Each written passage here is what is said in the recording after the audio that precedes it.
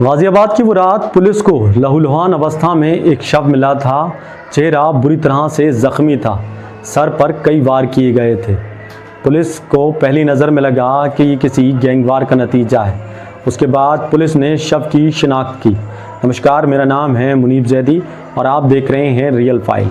Real file की आज की ख़ास पेशकश में आज की कहानी है गाजियाबाद के नंदग्राम की। नंदग्राम के पास एक लाश मिली थी। लाश थी एक ट्रक ड्राइवर की जो किराए के मकान में रहता था। उसका नाम था मनीष। सुनीता अपने पति के शव को देखकर फूट फूट कर रोने लगती है।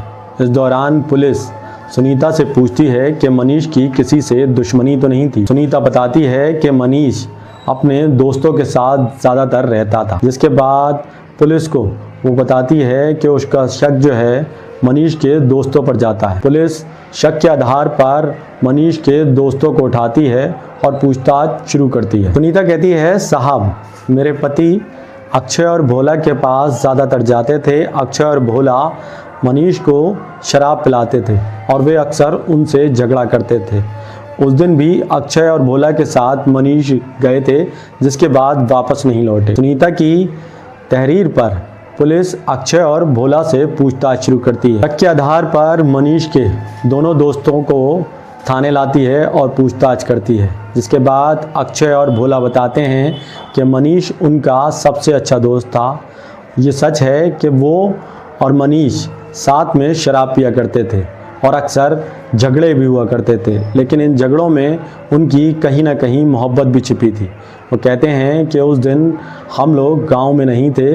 अक्षय और भोला बताते हैं कि उस दिन वो लोग गांव छोड़कर गए हुए। इस बीच एसीपी उपासना पांडे को कुछ गड़बड़ लगती है। दोनों दोस्तों के घटना स्थल और समय मेल नहीं खा रहे थे। पुलिस दोनों दोस्तों को छोड़ने के बाद पत्नी से एक बार फिर पूछताछ करती है, जिसके बाद पत्नी सुनीता वही बात दोहराती है। पुलिस आखिरकार सख्ती से पूछताछ करती है, जिसके बाद सुनीता आखिरकार टूट जाती है और वो बताती है कि मेरा पति शराब पीने के आदी होने के चक्कर में उसने घर का फ्रिज तक बेच दिया था। असल में मनीष और सुनीता की लव मैरिज हुई थी। सुनीता पहले से शादीशुदा थी और 4 बच्चों की माँ थी। सुनीता मेड का काम करती थी तो वहीं मनीष ट्रक चलाता था। दोनों की ज़िंदगी ठीक ठाक कट रही थी, लेकिन इस बीच मनीष जो था वो शराब का आदी हो चुका था। मनीष और सुनीता अक्सर आए दिन झगड़ते रहते थे। इस बीच मनीष ने घर में रखा हुआ फ्रिज शराब के चक्कर में बेच दिया। 28 सितंबर की रात उस मैदान पर भी इतना झगड़ा हुआ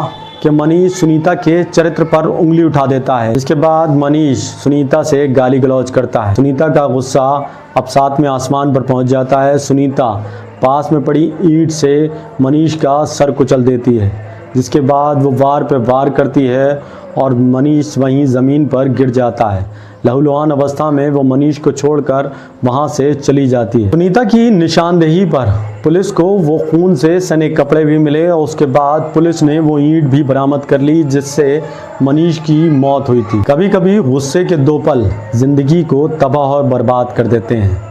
जहां मनीष की मौत हो गई, वहीं पत्नी सुनीता जेल चली गई। बच्चे बिन माँ बाप के हो गए। इस कहानी का उद्देश्य किसी के दिल को ठेस पहुंचाना नहीं, बल्कि लोगों को जागरूक करना है। इसलिए सतर्क रहें, सावधान रहें। मिलते हैं अगली कहानी में रियल फाइल्स के साथ। तब तक जय हिंद।